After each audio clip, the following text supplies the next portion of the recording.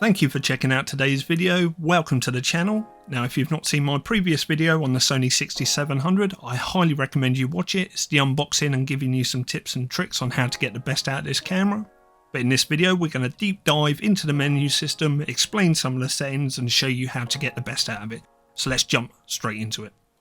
Now, before we begin, I'd just like to say that this can seem quite complicated and in-depth. Now, I'm going to try and keep it as simple as possible for all the beginners out there. And it's not important that you remember everything in this video, but as long as you have a basic understanding of what everything does and their positives and negatives, then this will give you a great starting point to taking control of your camera. Hopefully this video will go a long way to reassuring you that these settings can be changed, what they're used for and how you can get the best out of this camera for your needs. But anyway, let's jump straight into the video. Now, the first thing we're going to look at is the image quality of our photos coming straight out the camera. So turn the bottom dial to photo mode and then press menu. Now we scroll down to the red camera, move to the right and select JPEG HEIF switch. Press the middle button and it will open up our options. Now we have three options: JPEG, HEIF 420 and HEIF 422. So let's look at these options. Our first one is JPEG, which is a standard image file, and HEIF, which stands for High Efficiency Image File. HEIF is the newer of the two file formats and is preferred for its higher compression efficiency and its higher bit depth over JPEG.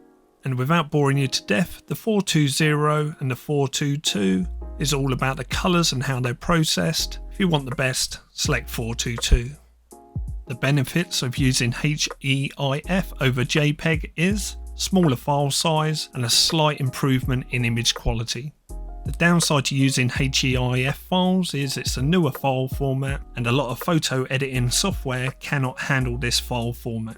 So unless you know for sure that your PC or Mac and photo editing software can handle this file format, I recommend sticking to JPEG. Now, if you're wondering why we're not going to be touching upon RAW file type in this video, it's because I've already touched upon that in my previous video, so check that out, I'll pin it in the top comment. Once you've decided which image file format works best for you and your situation, head off down to image size and make sure this is set to large. This is going to give you the best quality. Next, come back out of this menu, head one more down to aspect ratio, and in here is all our options for different ratios. Now, it can be quite confusing which one to go for, so the best advice I can give you is keep to a ratio of 3:2 unless you're working on a specific project with a different ratio. This way 3:2 uses your full sensor size and doesn't crop in on the image.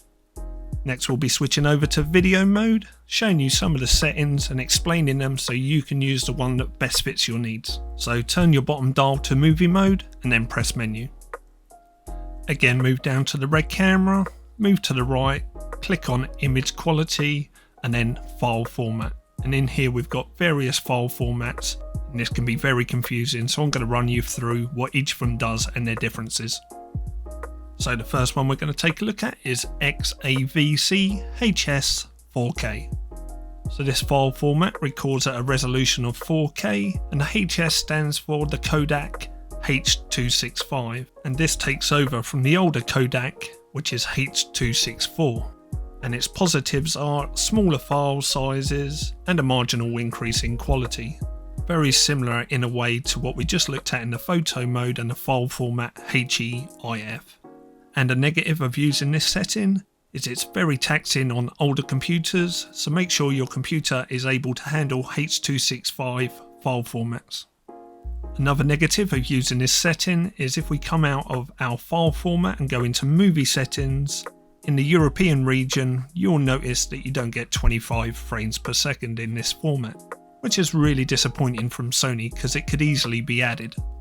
And whilst we're in this section of the menu, if we come out of record frame rates and go to record settings, and in here we have all our options. Now the most important is to the left hand side, which is our write speed to our memory card. To keep it as simple as possible, the higher the value of this number, the higher the quality of the video. And the higher the value of this number, the larger the video file size is going to be. So you have to weigh up whether you want the best quality video or the smallest file size. And whilst we're looking at this value here, it's worth noting that this is the write speed we need for our memory card inside our camera. And I'm sorry if this sounds complicated, but hopefully with me explaining it makes it a lot easier for you to understand. So let's say we want to record at the highest quality, which is 200. This means we need a memory card that can write at 200 megabytes per second installed into the camera. Otherwise our memory card is going to be too slow. So when you're searching or going to buy an SD card for your camera, make sure the write speed matches the amount of data that the camera's trying to write onto the SD card. So we've just looked at XAVC HS4K, but let's take a look at XAVC S4K and the differences. This codec still records at 4K, but it uses the older codec of H.264. The benefits of using this codec over the H.265 is that it's a lot more older than the newer 265, which means most video editing software out there can handle it no problems at all.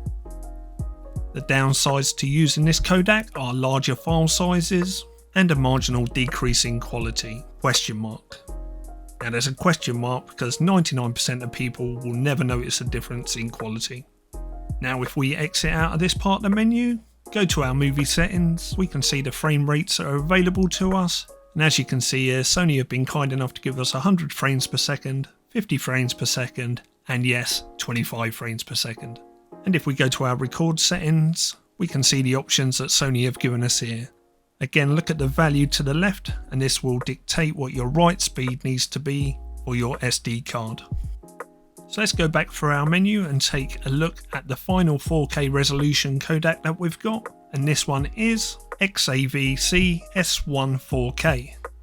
And again, this one records at a resolution of 4K and uses the H.264 codec as before, but the difference is the way it compresses the file. Without going into too much depth and making this so overcomplicated that no one understands it, basically this video codec is the highest quality you can get in the Sony a6700. So that's a positive, getting the highest quality video out of your Sony 6700. The problem with this codec though is the write speed and SD card you need for the amount of data that this is going to be throwing at your card. Put this all into perspective, if you was to record a video in H.265 format, which is the HS4K mode on the camera, a memory card with a write speed of 200 megabytes will roughly cost you 22 UK pounds at the minute.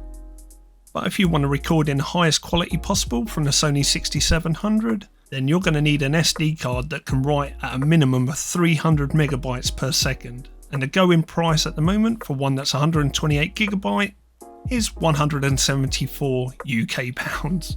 Yes, you heard that right, 174 UK pounds.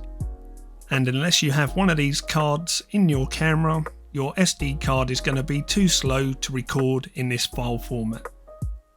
And if you decide to increase your frame rate above 30 frames per second in this file format, this SD card is also going to be too slow. You're going to need one that requires a minimum of 500 megabytes per second. Wowzers. Now we're going to have a quick look at the HD codecs in the camera, which is the XAVC SHD and XAVC S1HD, and these are very similar to the 4K versions, just instead of recording in 4K resolution, they record in HD.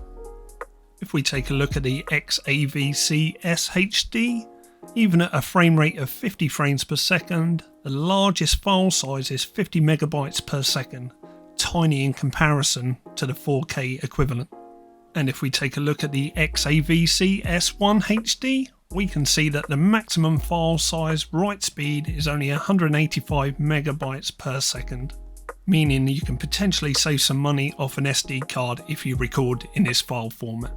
So the question is, do you really need to record at 4K resolution?